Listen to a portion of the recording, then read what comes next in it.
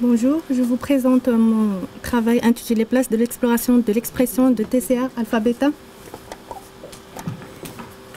Alpha-bêta doublement négatif dans le diagnostic des syndromes lymphoprolifératifs auto-humains. Le syndrome lymphoprolifératif auto-humain est une maladie génétique rare caractérisée par une survie anormale des lymphocytes provoquée par une dérégulation de la voie de l'apoptose de gène FAS. Cela conduit à une prolifération non inhibée du tissu lymphoïde, se manifeste par une adénopathie, une hépatosplénomégalie, une cytopénie auto-immune et un risque accru de malignité lymphoïde.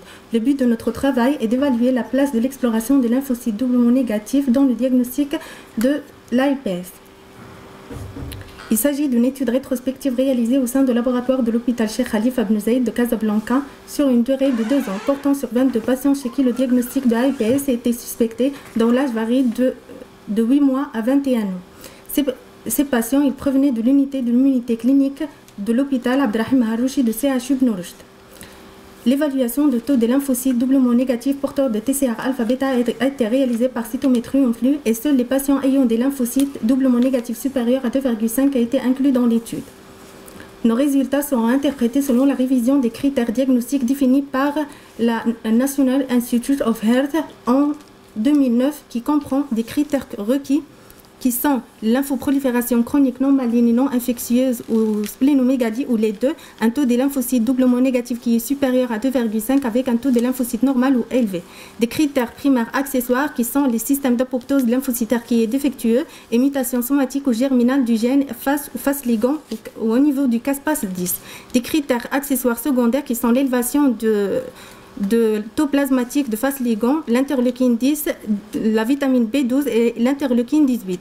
Et une cytopénie auto-immune, une hypergammaglobulinémie, un résultat immunohistologique typique examiné par hématopathologique expérimenté, enfin des antécédents familiaux de lymphoprolifération non maligne non infectieuse avec ou sans maladie auto-immune.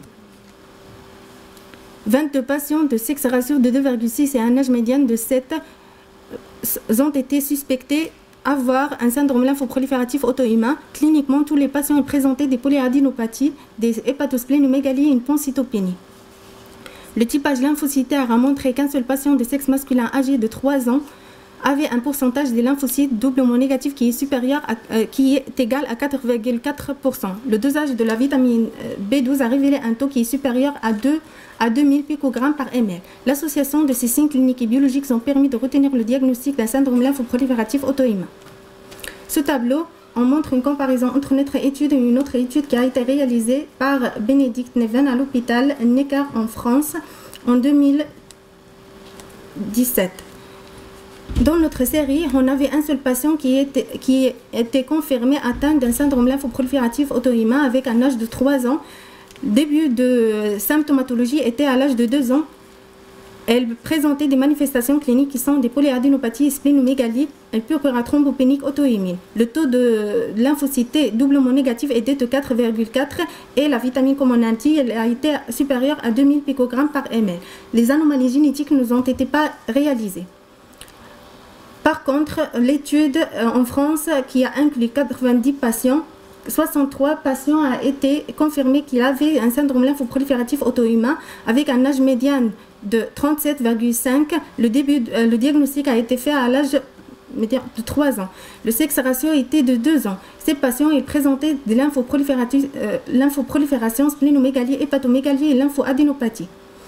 Elle présentait des maladies auto-immunes telles que le purpura thrombopénique auto-immune, anémie hémolytique auto-immune, des glomérulonéphrites, hépatite auto-immune et vascularite.